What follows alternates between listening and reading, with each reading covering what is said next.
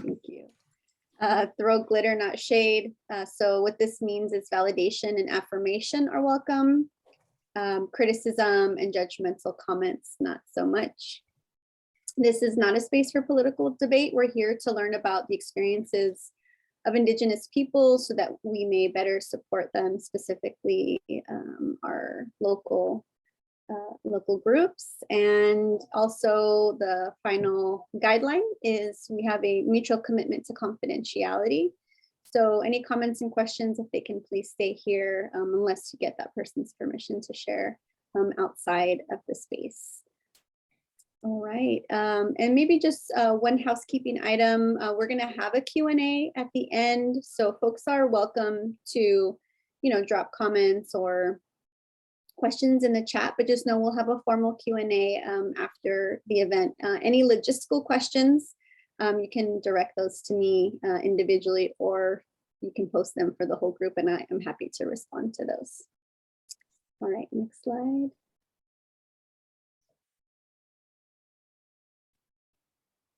All right, and it's my pleasure to welcome Journeys to the Past, a Native American family-owned company that teaches from their heart that every culture is important and should be celebrated. Their mission statement is to engage, enlighten, and educate our community about our Hashiman culture and inspire a spark of desire to learn about their family heritage too. All right, and our keynote speaker today is going to be Jackie Nunez, who shares through her stories and songs, her people's indigenous tools, instruments, games, and clothing. She includes how American Indians preserve their culture today by participating in intertribal powwows.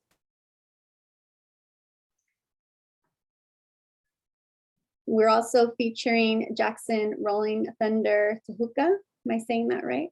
Yes, you are.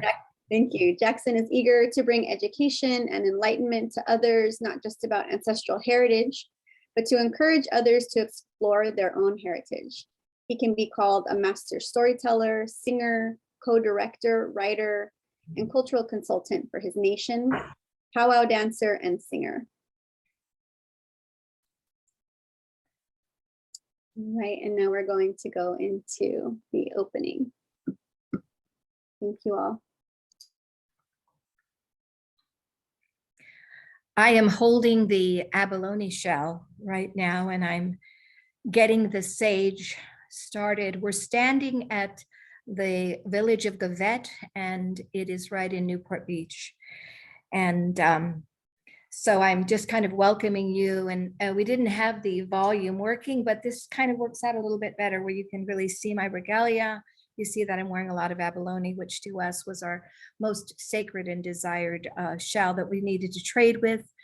We also believe that it reflects negative energy. So a lot of our shells and necklaces are that. And as I'm pointing out to the ocean, we call that mumat in our language.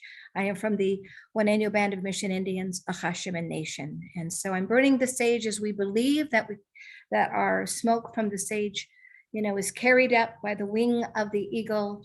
And our prayers today, of course, is that we are going to unite our hearts, enlighten some of those that have just come to know a little bit more about our people, but to mostly to become Sepul, one community. Ooh, ooh, ooh, ooh, ooh, ooh, ooh, yeah, yeah, witch.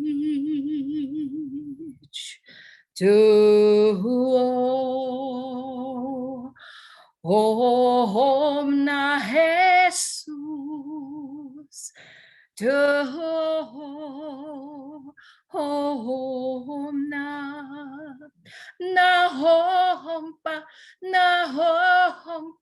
na hompa, alo. Nachaya, iya, tahom, tuomna, nachaya, tahom, tuomna. That's what our language sounded like 400 years ago, 1,000 years ago. And the song means creator, bless our circle, heal our hearts. And to my people and to those of you that are on, I thank you very much. In my language, we say Nukrunovik, Om Palo, from a deep place in my heart, I thank you. I'm excited to be here today. I'm excited as when I got up this morning and I got to announce on my Facebook that today we celebrate Indigenous Peoples Day. Let me see those smiles of those that are day that probably you posted or you were excited that we were celebrating the truth. And when my husband and I were looking and, just saying, how many states are celebrating Indigenous Day? And 13 states have acknowledged Indigenous Day. And President Biden has proclaimed that on Monday, October 11th, as Indigenous Peoples Day, becoming the first US president to formally recognize this day. I think we should stop and, just be so grateful. And I don't know if we kind of go like this virtual, but, very excited. But our fight, our struggle, our steps towards the future of creating a community that has equity and is celebrating every culture. It's not going to be over until every state in this union understands that we need to acknowledge that we were here from time immemorial for thousands of years. And so we need to celebrate who we are and the strength of who we are. And so I'm very excited. I want to thank all the Dr. G and Zaira. I'm going to say your name wrong, not easy. Did I say it right? And also, where is Galberto Valencia? And of course, on our staff, Trish Rios, because this was a long time planning and that we wanted to make sure that we would step into the right heart in Indigenous Day. And I'm just so honored that you would choose me as your keynote speaker. I want to tell you that my business journeys to the past didn't just start because I thought it was a good idea.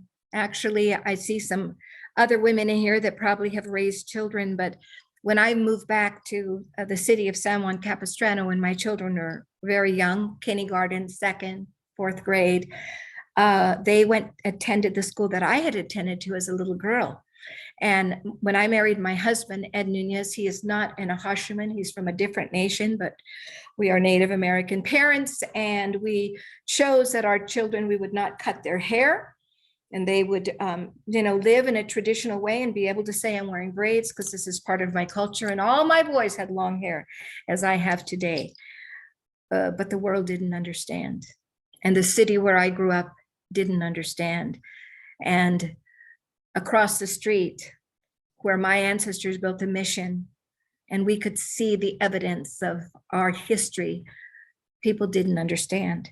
And the children would call my boys girls, and they would say they were going to cut off their braids, and they teased them. And often my children came home angry, mad, and in tears. And as a mama bear, I just said, no, this is not going to happen. I went to the principal and I said, I am a mother of Native American children. They are wearing their braids because this is part of our culture. And I would like to speak to your people. I'd like to have an assembly. And I was a classroom teacher, so I wasn't afraid to speak before 300, 400 children. And so I did. And once I began my story, and I started to talk about who the Ahashiman were and what are the tools and the baskets and how we lived and survived for thousands of years, someone ran down to Indian education and said, Joe Wilson, we don't know who this lady is, but you better come and listen to her. And he heard me for the third assembly. I had to do 3 assemblies that day to reach the 1,000 students that were at San Juan Elementary. And he hired me that day. And I began my work in a company that I said, well, we're journeying to the past, so we'll call it Journeys to the Past. And it started because it was almost 30 years ago, my children were being bullied. They are now, you'll get to meet my youngest son. I bet some of you out there have experienced that too, where children have made fun of your celebrations or made fun of your child, or maybe not. Maybe you are from, a different culture and that hasn't happened. But we all have a mama bear inside of us that say, no, I want to teach my community who we are and the value of who we are. And so I'm going to go on a little journey here with our slide show to tell you a little bit about our people and where I was standing and I was holding the abalone. That is the south part of our territory, Gavet. We go all the way up to the northern part of Orange County to Sehat. And we had about 40 villages all over. It was a shared borders with Tongva. It was shared borders with, the Luceño. But basically the center and the coastal part of Orange County was our peoples. And we are always known as the Ahashman, which means the people that sleep in a pile. And I like to tell children that we slept in a hut, that you can see the hut in the picture right there. And that hut, we would cuddle together to stay warm. And by morning time, we looked like a brand new batch of puppy dogs or kittens. And so another tribe saw us and they said, those are the people that sleep in a pile. So that's how we got our name. And as you look at that village, you just see that everyone has kind of a little part to do. We're working, you see over in the corner, there's a mother that's grinding the acorns. Oh goodness, I'm sorry, I need to turn that off. And you see the gentleman in the center. You see that they are close to perhaps the river right there. You see the Publem, which is the holy man. So you see the village just kind of going on in a day-to-day existence. And it was beautiful. And we sometimes had anywhere between 50 to 200 or more people in a village. So we'll go on to the next slide. It is estimated that 90% of our Hashiman ancestral archaeological sites have been destroyed to make way for development. That's some horrible statistics. And so we have had other groups that have come in to help us to protect our lands. And of course, having our Hashiman monitors and other cultural monitors, when something is being built, has helped to save our sacred sites and our sacred things. And if you go back to this one, this is the Hashiman territory, and you see that we're right there in that little black spot, but look at all of the tribes that's surrounding us. And one of the things that's not known too much, because our history books do not share accurately. And as probably Dr. G knows, trying to change curriculum in the history books is very difficult. It takes years and years and committed work and time by teachers and scholars. But there's more than 117 tribes in California, and most 3rd and 4th grade teachers do not know that. And until the SB 41, I believe I'm quoting it correctly, came into existence about 18 years ago, that then mandated teachers to teach about the indigenous people of their area. There was only 4 tribes that they would ever, in the history books, I think it was like the Chumash and like a central tribe. I want to say that it was maybe the Yokut. Then we had a northern tribe, and maybe maybe the Kumeyaay. Only 4. And how do you teach only about 4 tribes when there's 117? So with this mandate, it really took teachers a time to study who are the indigenous people of our area.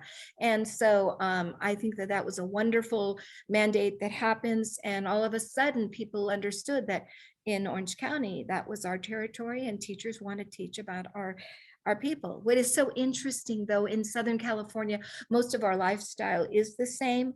It's the language that is different. Next slide. So as you see here, you can see that we were hunters, and we were also gatherers. So you can see the women there, by the creek gathering plants. We were basket weavers. Our baskets were made of juncus and deer grass and tule and yucca. And we needed to gather those and to prepare them. And I like to show up a beautiful basket made by Abe Sanchez, because when you look at some of these baskets that are made traditionally, the way that our ancestors made it for thousands of years, it took a lot of mathematical skills. In fact, it's the highest mathematical theory that we teach in high school. And the one that they say is associated with basket weaving is Fibonacci, which is the study of an outside, life and patterns of the world, and then you bring it into the basket. What I found very interesting as an educator is that in the book Chiningshanish, it is quoted that Boscana said that our people were this much, just like an inch smarter than an animal. So I like to bring to the students and say, do you think a person that only had just a little bit more intelligence than an animal could do a high level of mathematics? And they say no. And I say, you're absolutely right. We were very intelligent. So we still have to, address some of the issues that are still at hand. Sometimes I've heard docents say, things like the Hashima people were filthy. And it's the complete opposite. Why water was one of our, medicine. And so, we went to the water for, just to heal. And we felt like the water was good for our body, contrary to the Spanish who never bathed. So, still there are some, misrepresentations of our people in our history books. Next slide, please. So here you see an example of some of the baskets, so beautiful, so, just intricate. And when you look down at this little drawing, you're looking at a mother who's cooking with her daughter, and we cooked inside the basket, and we would put the rocks inside of a fire. And once it got very hot and we put water and acorn flour in the basket, then we would bring the rock and drop it in the basket, and we would cook our meal, which was wiwish, which is acorn mush. So that was the main staple of our people. Next slide, please. So we look at the period, though, of 1769 to 1821. Well, that was the end of our Hashiman villages and traditions, because when the Spanish came, then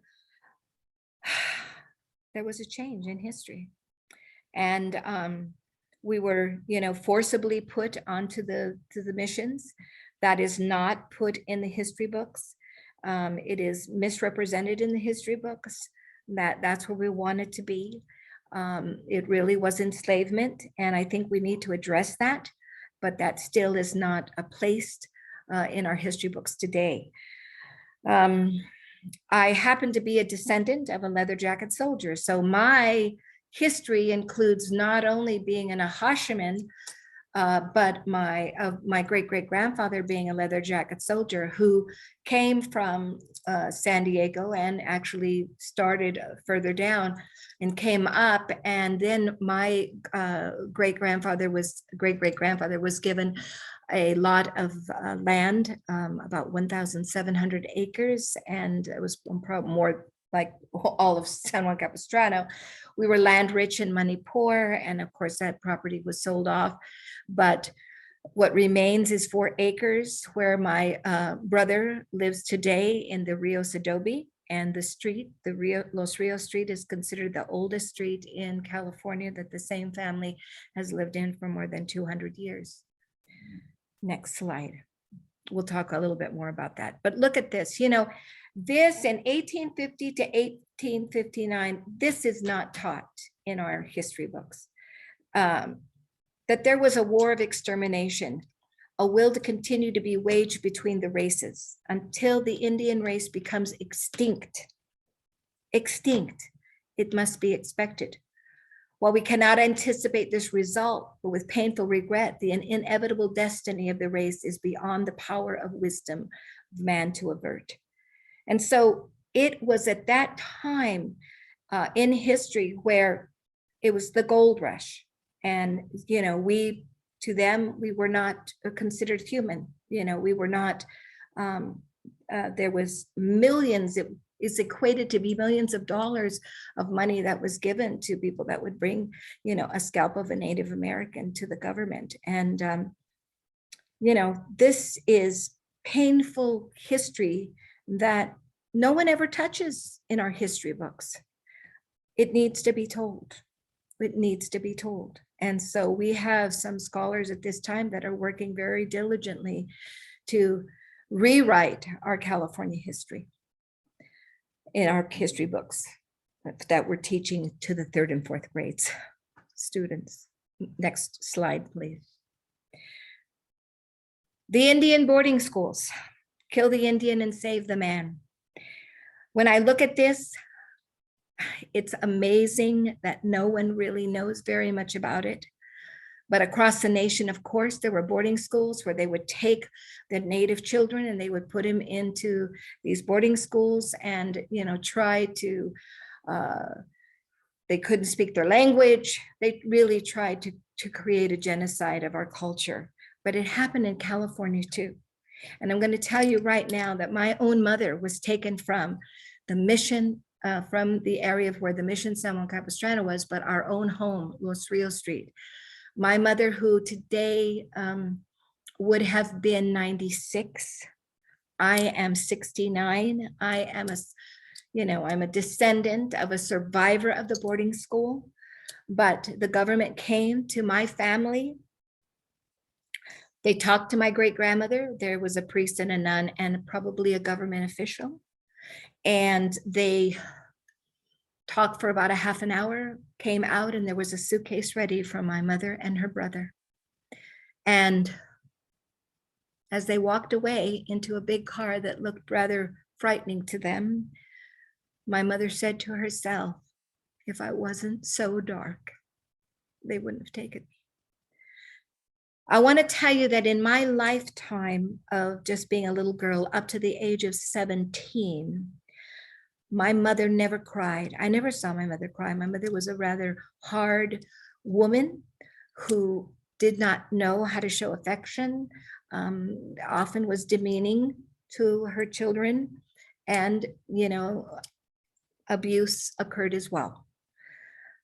When I was 17, I came home from high school and my mother was sitting in a chair and she was weeping. It was the first time I ever saw my mother cry. And I said, Mother, what is wrong? What's going on? I thought perhaps someone had passed away. And she said, they hated us. They hated us. And I said, who hated you? The people at the boarding school. And she began to tell her story. And she said that they took her to the boarding school and they sat her in a room and they sprayed her hair with a big can that was poison to kill the lice because they thought every Native American was filthy and they had lice.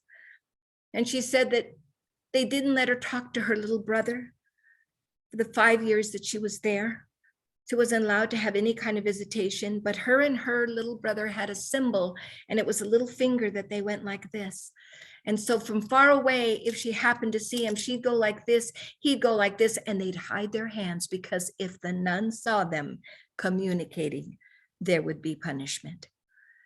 My mother remembers that they walked through the town and the people in Banning, California spat on the ground and they would call them filthy Indians. And through the tears, my mother told me this story. She said they made us go in the back doors. We weren't allowed to go in the front doors of the show. When they went, they used to go once a month. And she said the people just thought we were nothing. And she said, my heart, she says, I wanted to see my family. But Banning, California, San Juan Capistrano, nobody really had the ability to go and visit them. So they had no visits at Banning boarding school.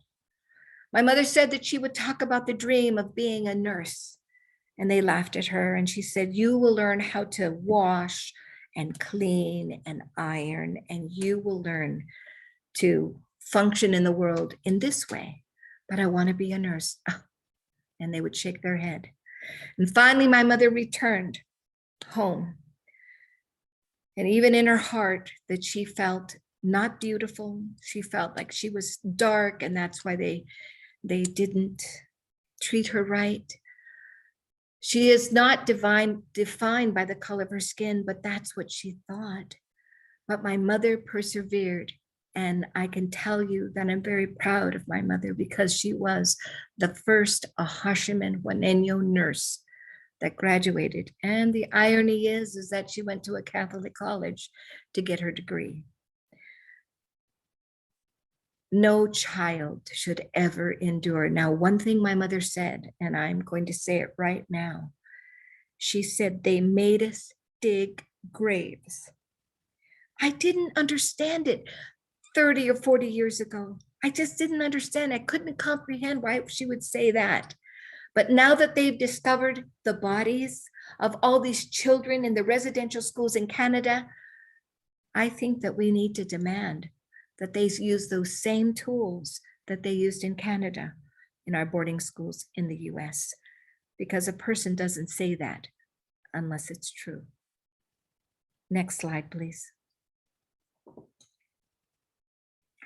Today, we still maintain our traditions and cultures, and our language was taken away, all of our culture was taken away, but under the direction of Adalia Sandoval, we've been singing for 20 years, but we learned our language through our songs, and we would sing. And as we learned our songs, then we began to bring back some of our language.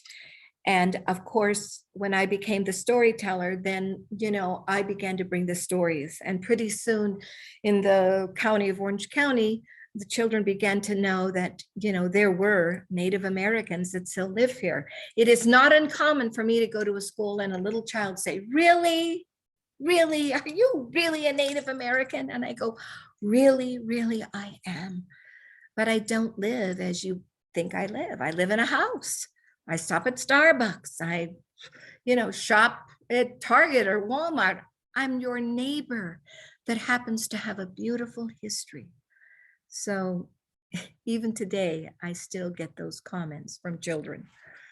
Next slide, please. So here is a beautiful event if you live in Orange County that happens around Earth Day. And we gather around one of our home villages called Planque, which is San Clemente, and the south side of San Clemente. And it's a beautiful event because it's for Native Americans, but it's for the community. But it's also so that, we believe that we are the caretakers of Mother Earth. We believe that it's our part to, never take too much and always give back. But the beautiful thing is there's many organizations that have the same integrity about Mother Earth as we do. And so what we do is we invite all of them. And so we have all these educators that are speaking the same language. Let's take care of Mother Earth. And then we invite neighboring tribes to sing and dance and share our culture. And it's a glorious day. And perhaps, later we can get the date for you if you're interested to come to San Clemente to celebrate with us as we maintain our culture by being connected. This is not a powwow, but powwows are another way that Native Americans that aren't California, and now, of course, because all of our tribes that are California native that now have casinos, they put on powwows. But what's so beautiful about their powwows is the powwows begin with our language, and you'll hear birds singing and you'll see our California ways. So the powwows today in Southern California include our songs, our stories, and then the powwow. I want to tell you a little bit about the powwow, and then when my son comes on, he can talk a little bit more about it too. But the powwows really started, and the whole essence of the powwow was because when the government was separating all of the tribes in the late 1800s, they didn't care that this aunt didn't get to stay with her family, or that grandmother couldn't stay with her grandchildren. They were just, just separating us as though we were animals, and they'll go here, you'll go there. But in the end of separating us in these reservations, we realized we were missing a lot of our families. Now, this didn't so much happen in California as much as it did, throughout the United States. And from my understanding of research, that they went to the government and said, you have separated us, but you have separated us so that we're not with our families. We need to be able to get together and have our ceremonies. And so the government allowed it to happen, and some of the cities did too. But one of their requirements were that we had to walk through the town, because the people wanted to observe the Native Americans walking through the town in case they had regalia or whatever they had on. And as our people walked through the town, their head was down and they must have been thinking, not documented, but I'm trying to put the gray area together. Why are they looking at us? We're humans.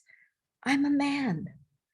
But they walked through because they wanted to go to the outskirts of the town so that they could meet with other tribes and have their ceremony. When you go to a powwow and you see the grand entry, know this, that the grand entry came from that walking through the town. And instead of our head down, our head is up. And when you see the beautiful regalia as they come in the grand entry of this powwow, and it's a gathering of many tribes that come together, and we walk in and our head is up. And I can only imagine that each dancer is saying, this is who I am. I am a jingle dress dancer, and I hold the beauty of my ancestors with me, and I will dance for our future 7 generations. Beautiful words are coming. Their head is up. And so if you've never visited a powwow, you really need to come and to see the beauty of who we are. We are a strong, resilient people that got through many devastating historical trauma. Next slide, please. This is my Aunt Juanita. She was the matriarch of the city of San Juan Capistrano. She was a storyteller in her own right. And she would sit with little children in their classroom and she would speak of her basket weaving. She was a famous little basket weaver and she was wonderful. And while she was going to the classrooms, I was attending classes at USC and becoming educated and became a teacher. And when I came back into San Juan Capistrano, I feel as though I walked and followed her footsteps. And this is the Rios adobe that if you ever go down to San Juan Capistrano, you'll see the home that I grew up in as a little girl. And it's made out of adobe and it's beautiful. And my brother lives in that home today. And when I walk through that door, something special happens. I feel like I'm walking through generations. That home is more than 200 years old. And I like to share that when I go to schools that I grew up in a house that was over 200 years old. And one little girl wrote me back and she said, Miss Jackie Nunez, you are the nicest 200-year-old Indian I've ever met. So I always laugh at that I have to be a little bit careful the way that I share. Next slide, please. So we look at this and we say, why is it important to learn about California Indians? And it's important because it's the start of a conversation that I do as an educator, that we are one. We are just one culture that happened to be the first people that lived in California. We happen to be the first people that understood the land. We happen to be the first people that recycled and hunted and put together all of the things that we needed, but we were just the first. Then the people came, then other cultures came. And now we have a beautiful California that has so many different beautiful cultures that we need to acknowledge and understand. And I think we just need to understand. We start with a conversation of our people when I go to the schools, but then I make the students promise that they will learn about their people. One day after my son had danced and he had, had the music and it was so beautiful, one little boy who had blonde hair and blue eyes came up to me and he said, Miss Jackie, it's so cool to be an Indian. I'm nothing, just an American. And when he said that, I realized that, Anglo families often don't sit and embrace their heritage, and yet they should. And we know, as being Native American, Hispanic, Asian, all of the cultures, it seems as though that is so important to us, and we know things about who we are. But in order for us to create a community that's cohesive, we have to respect everything that comes into, your community. one of the things that I will talk to children about is the things that are different. Like, I don't have it in front of me right now, but I often show a leg that's a deer leg and it has deer toenails and it's a rattle. And when I shake it, the kids, they go, oh, that's really cool. What is it? And I tell them, it's deer toenails. And the children go, ew, ew. And I always tell the children, when you see cultural items, instead of judging it, take this finger that has pointed and prejudged and made fun of people and put it where it belongs, right here on your chin, and say, that's different. And that deserves understanding and respect. And when you do that, boys and girls, your brain opens up and says, open, open, open, open. And it's open and ready to learn. But when you judge and you make fun, your brain goes like this, shut down, shrinky, dinky, dinky, and doesn't learn anything. So boys and girls, remember, every culture is beautiful and every culture has beautiful treasures and language and food. We must embrace it and understand it and celebrate each other. And I have had the privilege of, sharing for 30 years. And at 69, in the next 2 years, my son and I are going to be transitioning, and he will be the master storyteller, and I will be available for virtual only.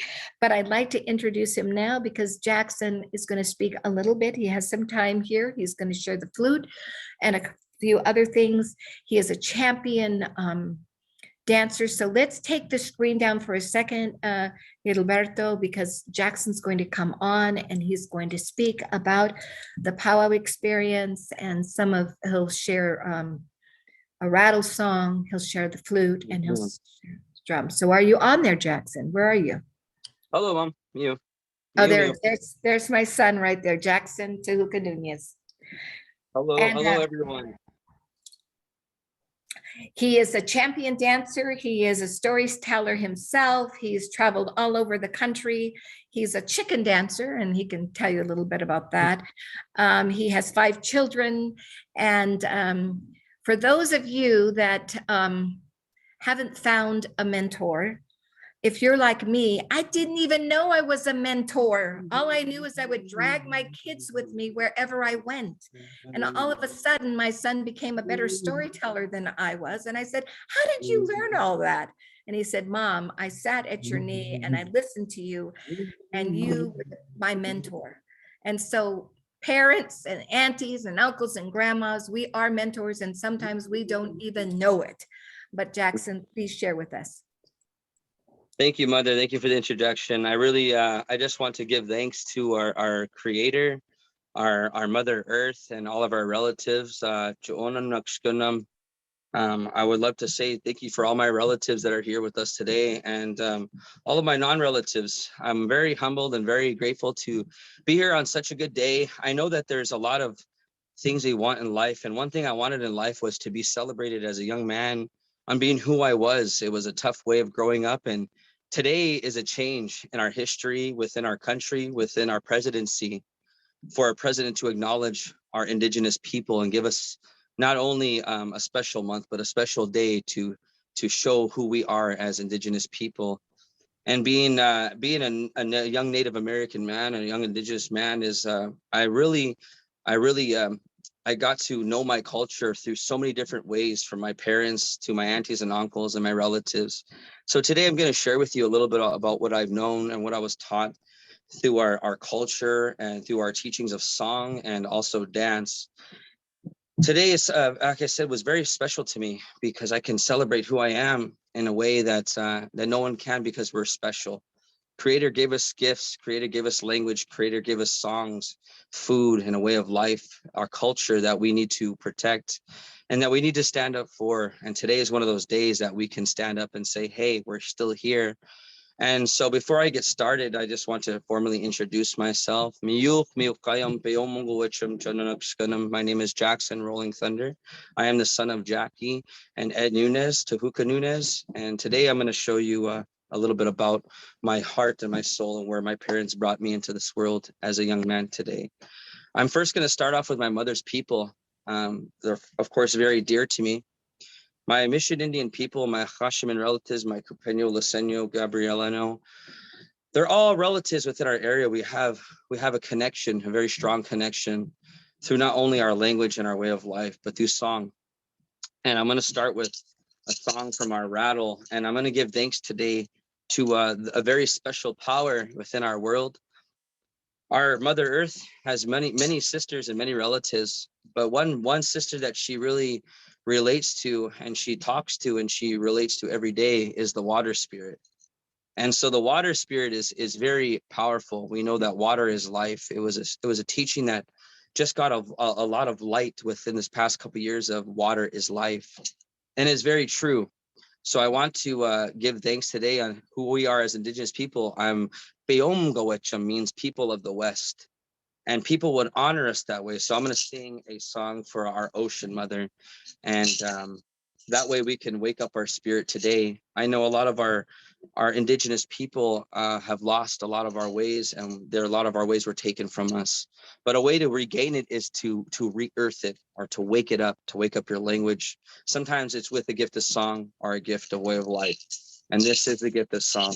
So I hope it wakes up our spirit today, because this is our way to celebrate who we are and to give thanks. Away, away, away. No, no, yo, no, yo, no, yo, no, yo, away, away, away, yo, no, yo,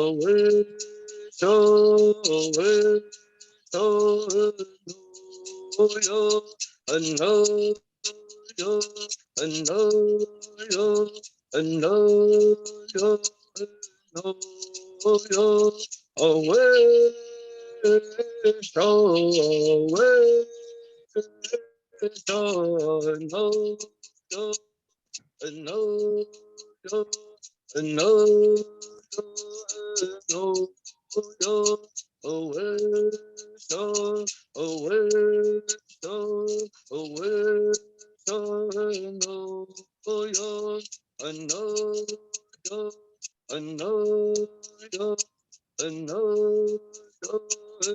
no, yo, away, away, no, no, yo, no,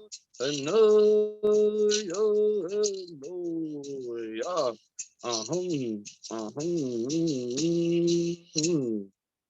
Thank you very much, Opalo. Thank you very much, everyone.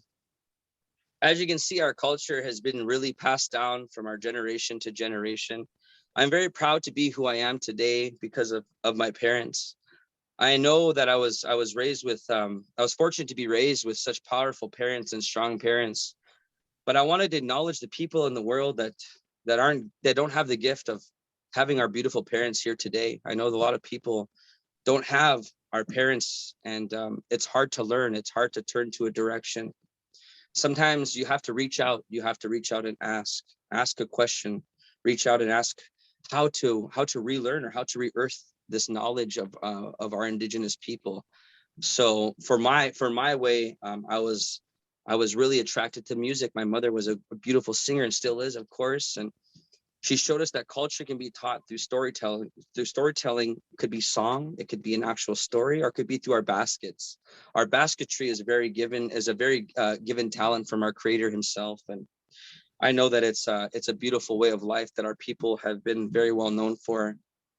And along the ways of travel from our people, from going to the mountainside to all the way down to the ocean side, we would come across the Cupeño, Kuya, Serrano Nation. Those are our we like to say our cousin relatives, our tribes. Although our languages are very similar in our ways, we would come across other tribes as well and other people's music and sound. And as being an Indigenous man, my parents are both Native American. My father is Seminole Nation, and also Tana'atam, which is from Arizona. And my mother being California Mission Indian, we have all different languages and cultures and our own song and dance. So another instrument I'm going to bring to you today is is going to be the flute. And I wanted to be, before I go to the other side of my father's side, I wanted to play you a song from the wind spirit. Now, I was saying earlier today that Mother Earth, Tumayawut, is what we call her in our language. She has many cousins and relatives and sisters. And one of the sisters that is she's commonly very affiliated with is also the wind spirit. And the wind spirit, the mother gives us a way of life to actually listen to the nature, and to really hear their voice. You have to sit still. And sometimes in the day and age that we are, we can't sit still. We can't learn. There's so much going on around us. It's hard to just focus and to really bring our heart into the right place, to open the door to learn about ourselves and to learn who we are. So I'm going to quickly play for you a song for my flute that was given the rights to play for my older brother Pearson and my uncles. And it's something I'm very grateful to have in my life. And I hope that this brings you peace in a way to understand that we are all here as one nation, and we all are one people. And to become together a community, to become a community again is the way our people are going to survive. A community will build a strong family, and a strong family will build a strong youth or child. So I'm one of those children that was built through off a strong family. And I was also from a strong community that built my family to be even stronger. So this is one of the things that built me up as an individual, was to have this instrument in my life. So I hope this helps you in the way it helps me and my family today.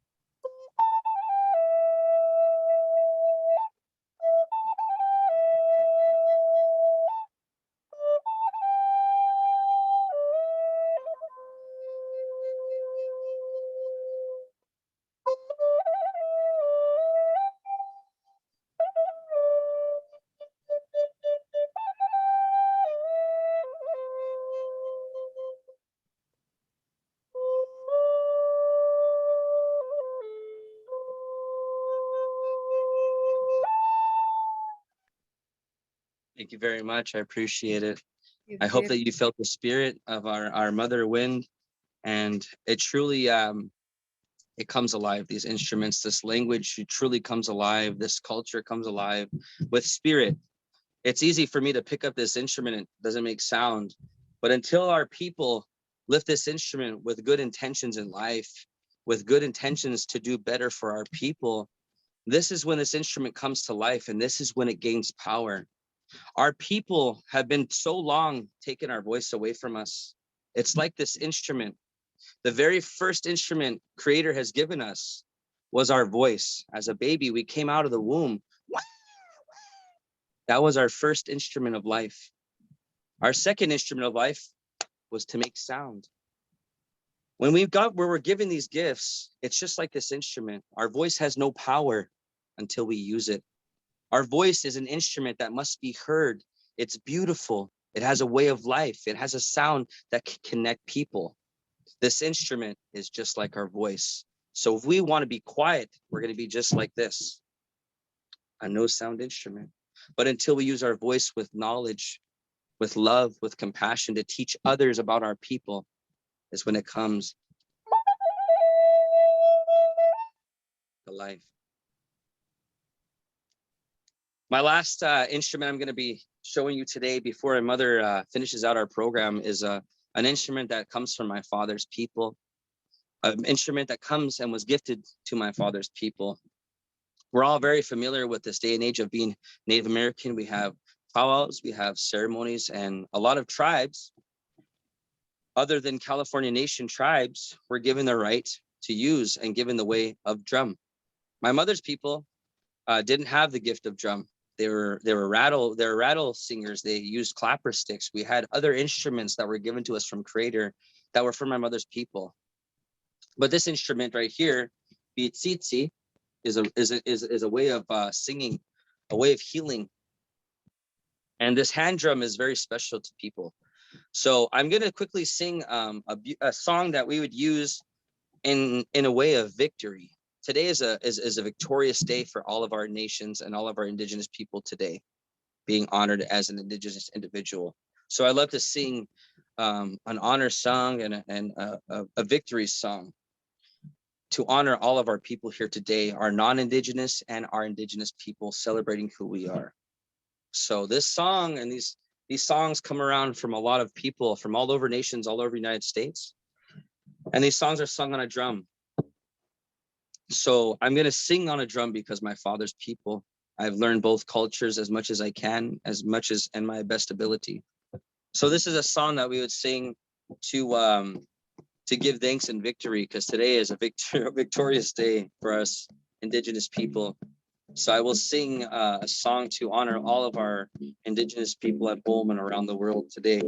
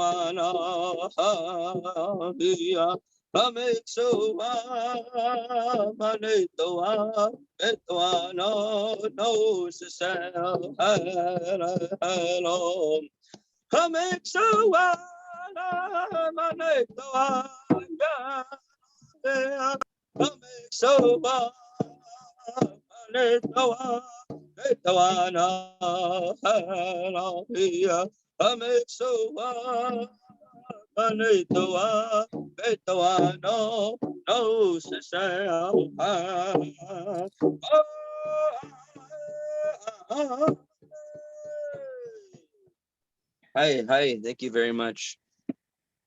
Thank you for allowing me to show that we are still here. We're still very proud of who we are as people, as Indigenous people and Native people. At home, I can see that people are very in need of this way of life, our way of life. From my home fire to yours, we send prayers, love, good energy. We hope that you all have compassion for yourselves. It's not easy to learn our ways. It's not where you can open a book and learn our culture. It's a way of taking initiative and stepping forward and saying, I want to learn and I want to be who I am. You have every right to learn your culture, to learn who you are. So with all of my heart and for my children and my wife and my family, I want you to understand that we're sending all of our love and good energy to bring that to life, to send you that way. So with that, further ado, I'd love to give it back to my mother, the knowledge keeper of my family, the matriarch. One person that's special to my soul. I really mean it. So for everyone at home, hey, hi, Nunam Scoop Nawal. Thank you very much for giving me this day. Gakyo Nanema Matsuno, that means to have life, to love yourself. It means to keep going. They say, Akamemo means to keep trying. So from my heart to yours, bless you very much. Sending all of our love and good energy. Take care.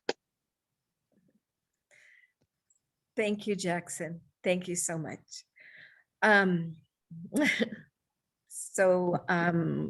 If you'll bring me up again, Gabriel.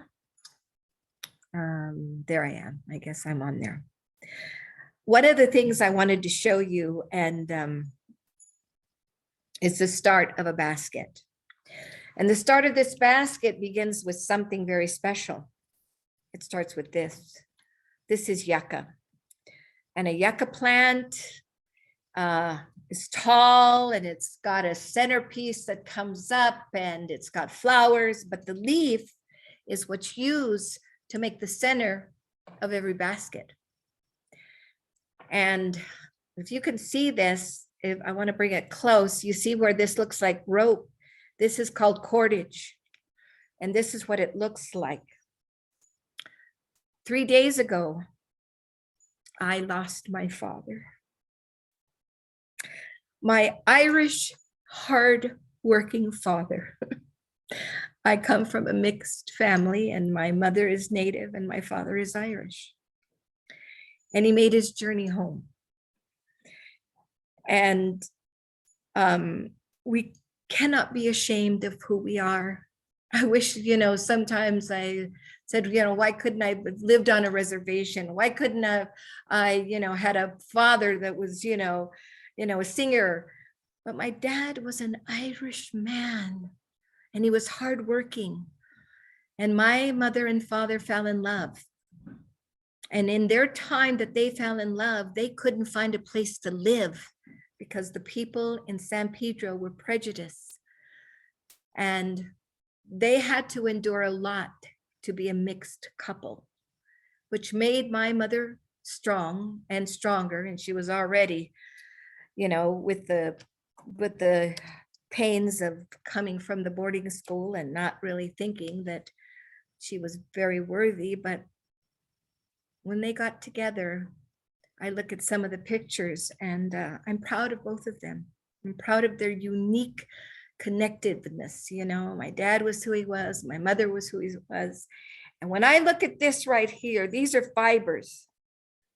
And if I didn't claim who I am with both cultures, I would have been easily broken.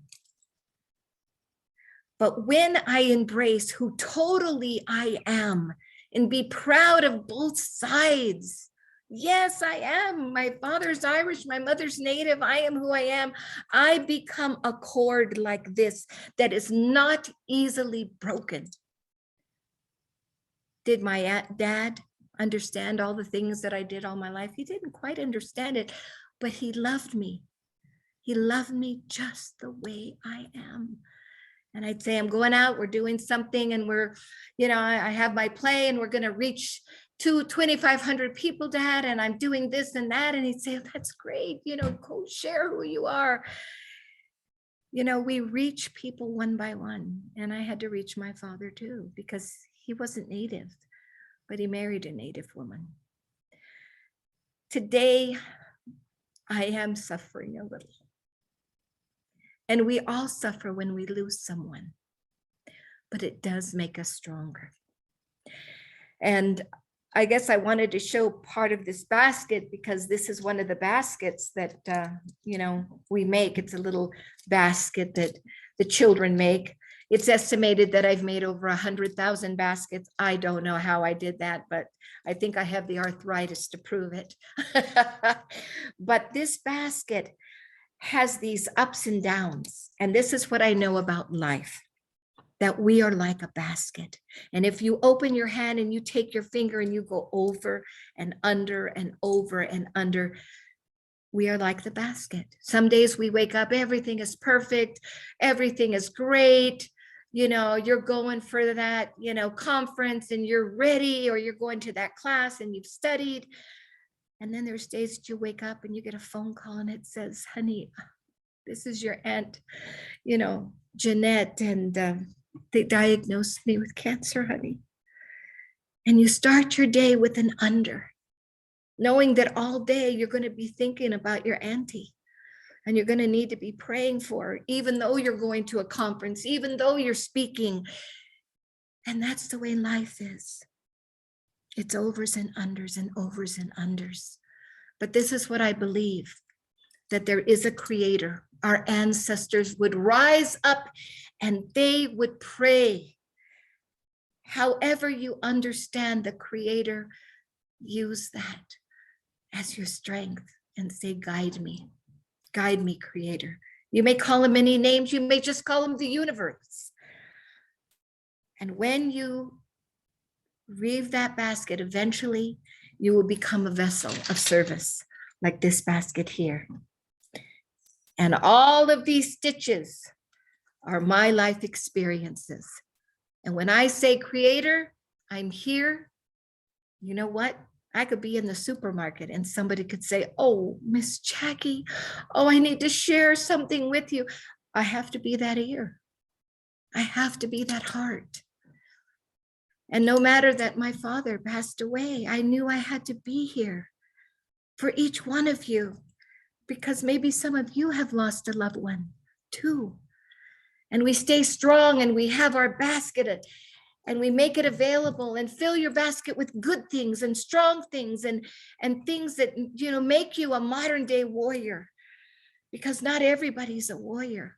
Some of us are a voice, and some of us are a bridge, and some of us are, you know, out there on the, you know, the front line. But as Indigenous people, and as supporters of Indigenous people, and as people that want a cohesive and loving and respectful community, we all have to fight and work together. And in our language, we say sepul. Sepulanga ataham. One people. And in the end, we are one people with a heart that's ready to serve every day, every day. And I want to thank you for coming in. You're like healing a little bit of my mother, who often felt unworthy and not beautiful. And she was a beautiful woman. She didn't mean to raise us the way that she did, but the imprint of that boarding school caused a lot of historical trauma on another generation, which was me and my brothers and my sister. But by you taking the time to come on this virtual, you actually heal a little bit of that brokenness from my family, and I thank you. We say no krunlovek ompalov. I want to thank you from a deep place in my heart. And I think right now it's time that we're going to open it up for some questions. I'm not saying that me and Jackson have all the answers, but maybe we can. And then as we come to the ending of our program, I'd like to read a poem that I wrote that I think it's a poem for, it can be for yesterday, and it can be for tomorrow, and it can be for this moment. So I want to thank you, Dr. G, so much for having me and my son. And then I'm going to turn it to you. So if we have some questions, thank you. Thank you both so much for your song and your stories and just yourself. And yes, we're also appreciative of everything you brought to this space today. So if folks want to raise their hand and ask a question, or you can drop it in the chat and I'll help facilitate with the chat. I have questions, of course, but I definitely want to open it up to the audience. Kendrick? Yes, hi. First of all, thank you for the presentation and you're sharing your story. I was just wondering, when you said that when you're a teacher and trying to change the curriculum, it takes forever to do so. May I just ask, why does it take forever to do so, to make the history accurate in curriculum? Well, I have to say that we did make a little progress. And I want to say sometimes it's even politics, that's there, but very few things have been published that really tell the truth. I know that Bowers Museum in Orange County made a beautiful curriculum, but very few people were able to incorporate it into their classroom. And to just make a 29-page curriculum that told the truth and gave some substance to our lifestyle, there must have been 125 teachers in Orange County. Most of them, I would say half of them, were Indigenous. And that was a big undertaking. I know right now the California Indian Museum Justice Center with Nikki Myers Lim. I've worked with her. We've created some, they are some virtual teaching on, and she got a grant and we attempted, that was like, I think I want to say 9 years ago. So that was put out there. I've seen even some history books that even included my picture and had a few pictures of some of our tribal leaders. But again, it is a political situation where our country, we're still at it. Like from the 60s, it's like we're still here. We're still saying it's important to tell the truth. How many of you students got to college and said, nobody taught me this, and it still exists? So, anytime anyone says, do you want to work on some curriculum? And, we do, but, to try to get it passed, to try to get the money, to try to, it takes a lot. Right now, I'm working hand in hand with UCI, and we're working on creating a curriculum for my program, Journeys to the Past. And, I've been at it for 30 years. So all I can say is I think a lot of it is politics. I don't know if Dr. G might want to, chime in on that, because Yeah. we're not the only Indigenous And person. and I think it depends what level we're talking about too, because there's a whole set of rules and policies in the K through 12, and then other rules and policies and politics in higher ed. So we're definitely seeing movement, I would say, with the new requirements in ethnic studies, American Indian studies being one of those areas. But as you have been to many a meeting, Kendrick, you've seen even the pushback at the college level, right, of folks being really resistant for a variety of reasons. And I think a lot of it is just not being exposed to it for most of our lives, and people not really understanding what it is that we do and are trying to do. But I definitely see positive inroads being made in our districts at Fullerton College and Cypress in particular. So lots of work to be done and ways to get involved that we'll definitely send folks after the presentation, curriculum being one of them. So. Understood. Thank you.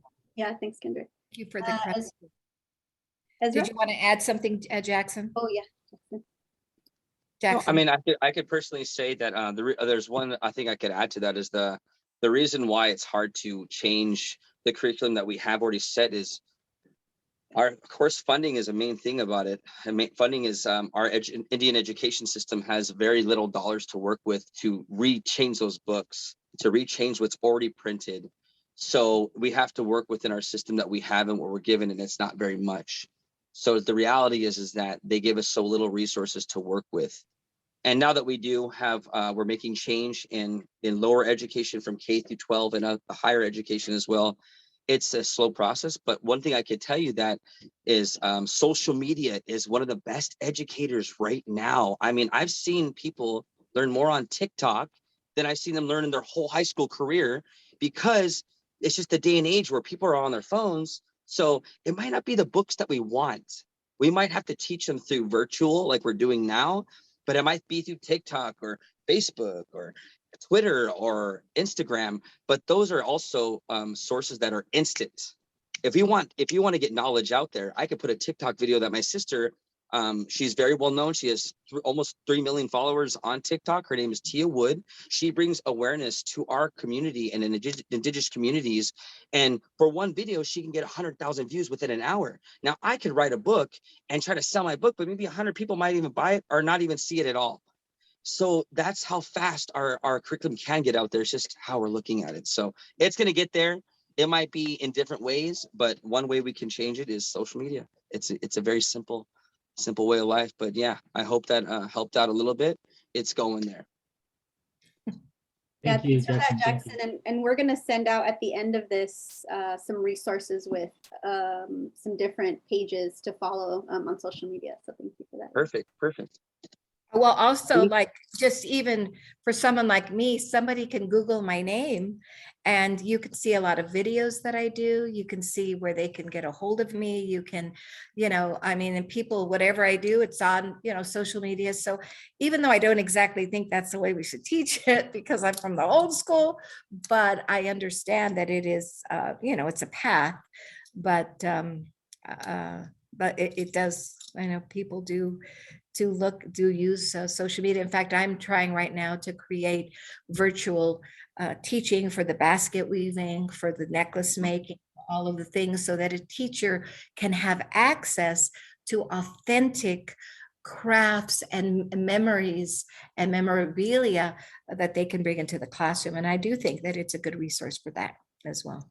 Yeah. And if anyone that wants to support anything that we're trying to get involved in our programs, someone was asking, how do we support? It'd be through Journeys to the Past. You can easily email my mother, and we can easily get in touch with you and go for where would you like to your support to go to, and which direction you would really like to support. So just to answer that quick question inside the chat. Thank you. I believe Ezra has her hand up. Ezra. Yeah, I just had a quick question, or maybe not quick. How would you recommend that I would be able to get in touch with my ancestors when I don't really have any communication with my extended family? I really only have communication with my mother. She's from Guerrero, Mexico. But whenever I ask her about, I guess extended family, she doesn't really know that much either. So I don't know if you could give me any recommendations as to how I personally could get in touch with my ancestors. Well, I would like to say this, that I understand a lot of our history has been buried. And look at how long my mother waited to tell me her story about the boarding school. But Ezra, if you know the tribe, you can begin to do your research, because the computer is here. You can start to learn that and then find out, I don't know what, if you're in college, to begin to get involved in the clubs that are on campus, because then you're going to be amongst your people. And then I know some people may not think this is politically correct, but I really believe, and if you pray to the Creator to say, I want to fully know who I am, open doors and windows, I am telling you that people will begin to come into your path, and you're saying, you're just the person I wanted to talk to. So it is a lifetime journey. And I would say, don't give up and get involved in your indigenous clubs at the campus, and to just be aware what's happening out in your community, and then just show up and be there and take that, and then that's a little piece that you're putting together your puzzle. Don't give up. And maybe your mother could have shame, because there's a lot of Native people that have shame of who they are, and maybe she doesn't even want to share with you, about that. And it's very unfortunate phenomenon that happens, but you're the driving force, and you'll make it happen for your children. So keep at it. And also, just to add on that, Ezra, just because I'm, of course, my mother is old school, but Sunny is a little new school. So I can tell you one thing that helped a lot of our indigenous people from all the way from Mexico just to put this out there, someone put in the chat room that they also said that they're from the area that you are trying to get in contact with. And I believe, like, see how my mom said that, it's just simply putting yourself out there. If you look in the chat, it's right there. Someone's already reaching out to you right there. Right there, I sweetheart. It's saw right that. there. But one thing is, number 23 is a new day and age DNA test that you can do to find out where your blood lineage has either started. They can kind of impact that to where a certain destination of geographically or somewhere around the world. And that's another way to start. People have registered their family bloodline. People have registered their family names. People have put in their documentation. So that's another way you might be able to get in touch. It costs, unfortunately, a few dollars. I can't say, I wouldn't want to say, but I know it's fairly reasonable. But that's another way. Nowadays, they send you a little test, you swab your mouth, you send it right back. I mean, I should sell it how well I'm known for it. People do it all the time. And that's another way to get started. So of course, Native studies programs, the ethnic studies programs, and also number 23 is another way to learn about where your DNA comes from. That's a great start.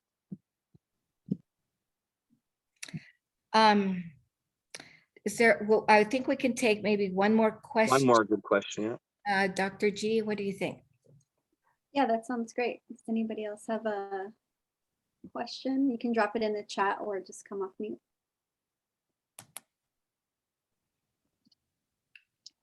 All right.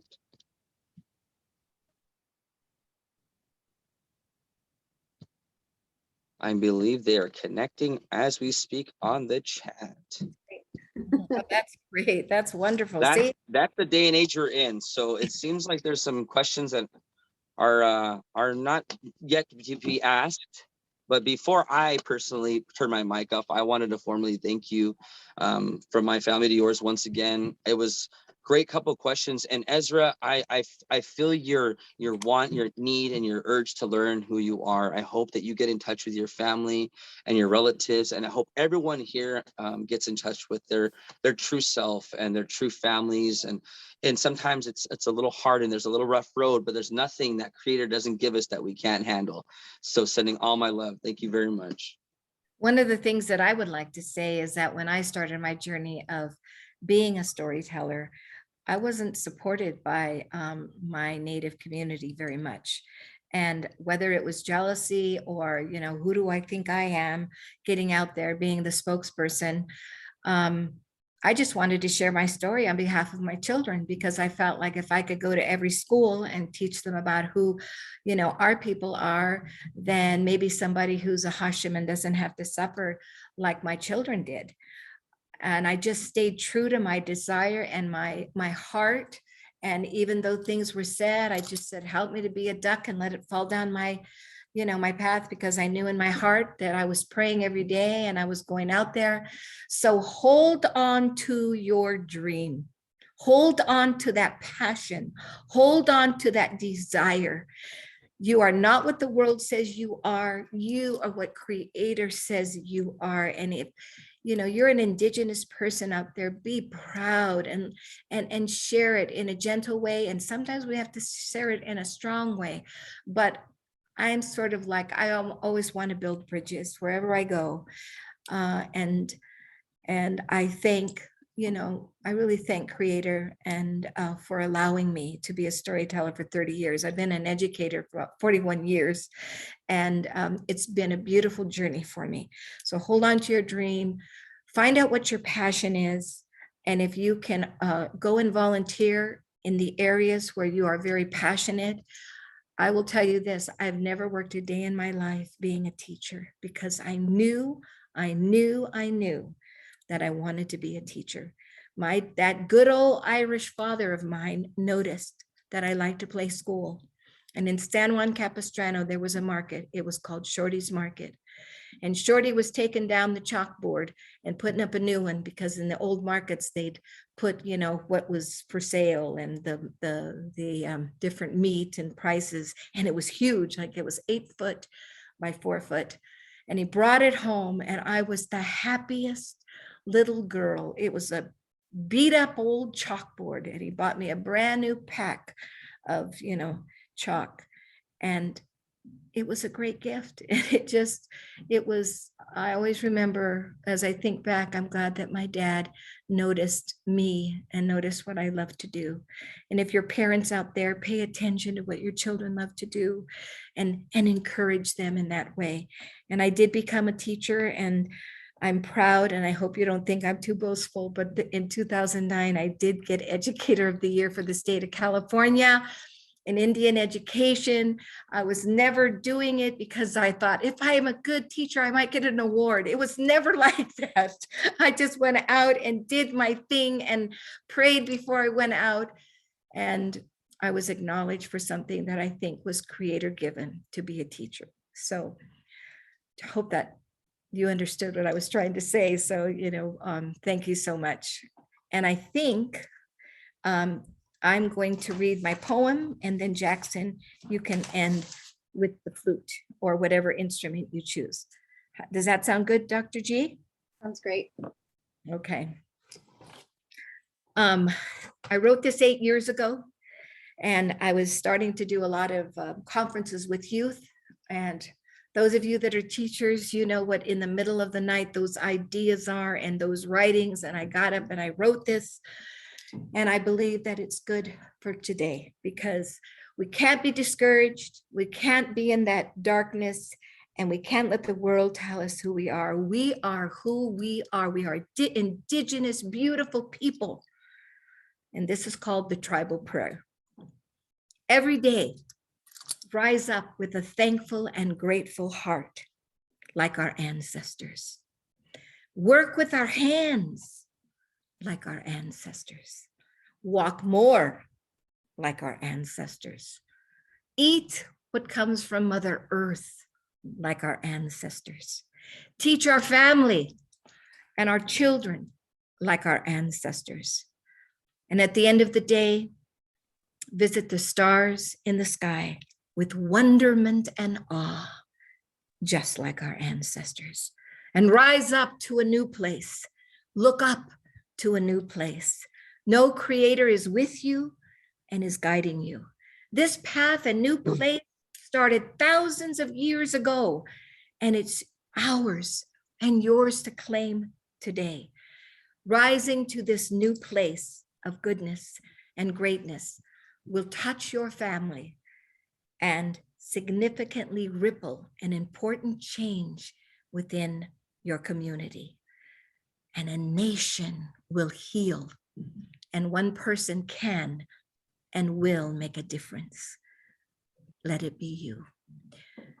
Sha'onam Naneshkanam. We are all family.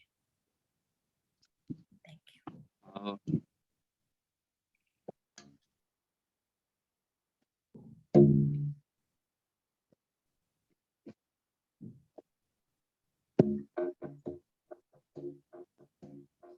Yeah, yeah, yeah,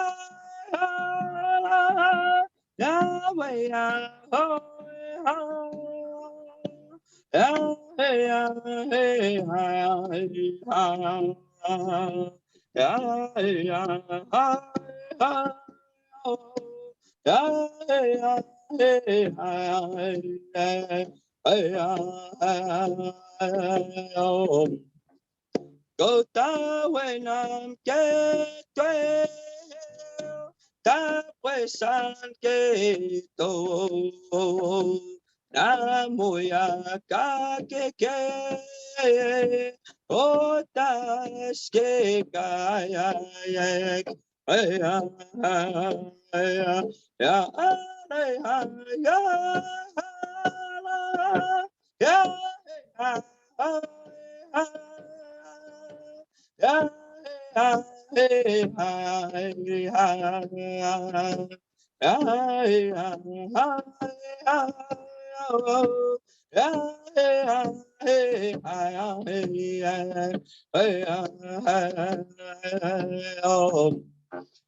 Go ta when I get ta we san ke to na muya ka ke o ta ke ka ya And what that song means is that we're not here forever. Love one another, be there, support one another. For one day we'll be called home. And when that day comes, you'll leave this world with love. Hi, nanamskuk nawal. Thank you everyone very much from the bottom of my heart. Kamemo means to keep trying in this world. It's hard, it's tough, but kamemo, keep trying. And I'd like to mention that my son married a Cree woman, Morning Dove, Kite with Hat. So not only does he know the Ahashiman culture and his father's culture, but he's been embraced and taken under the wing of her grandfather, taught him the language, taught him their culture.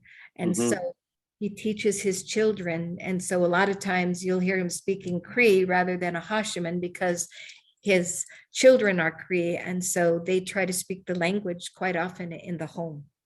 So I'm very proud Fluent of actually in the home. you. What? Fluent in this home actually. Oh, you are fluent.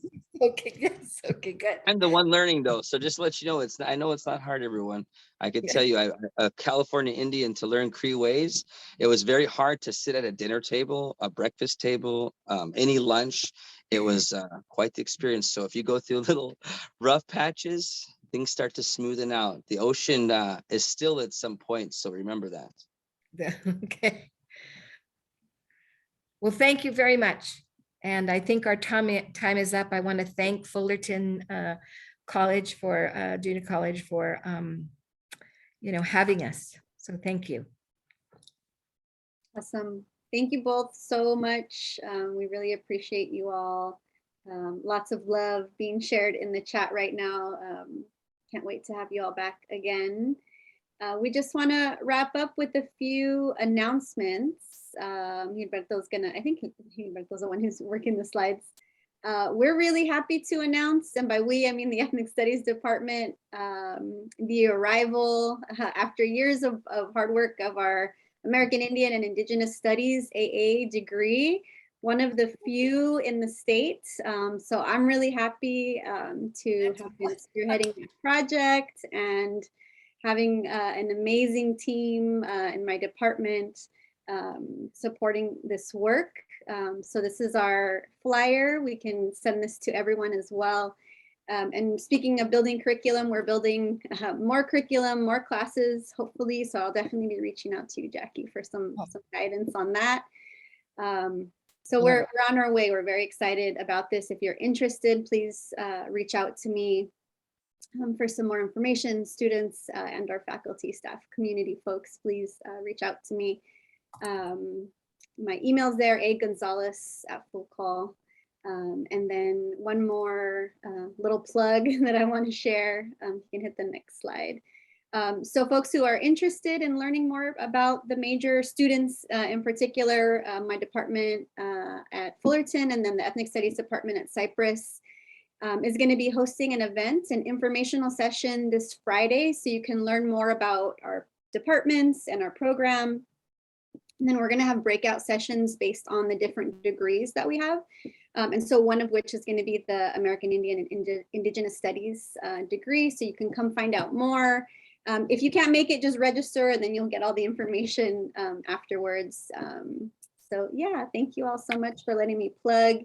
And then I think we have one more, yes, ways to keep in touch. I don't know, Gilberto, if you want to take it on and let folks know how to follow it.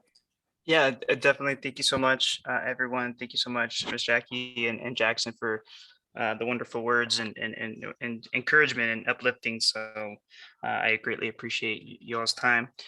Please follow us, stay connected with us. We will, like we mentioned earlier, we will be sending a recap email with a lot of the some links to connect with, and also just some general information in the flyers that were shared here today. So other than that, we recognize that it's a little past 5:30, so we want to be mindful of everyone's time. And again, we want to thank you on behalf of Fullerton College, the Guyana Cultural Center, Ethnic Studies. Thank you all for being here, and thank you to our North Orange County Community College District attendees and guests for being here. Thank you, everyone. Have a great week. See you all soon. Thank you. So.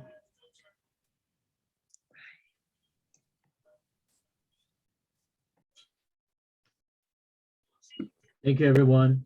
Bye. Thank you. Bye-bye. Bye, thank you.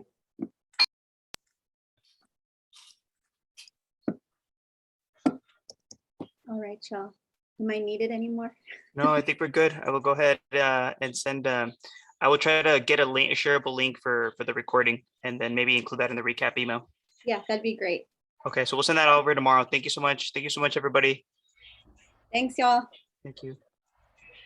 Patrick, did you have a question? Is he still here? Hey, Awesome. Janet, are we good for tomorrow? I know we got another event tomorrow, so. Right, so I'm wondering if we should just talk through what we're gonna, the order of events and just make sure we've got a kind of. Yeah, no, that'd be great. Who's the host for this one? Can we stay on for a minute or not? Yeah, let me go ahead and stop recording. And Okay. then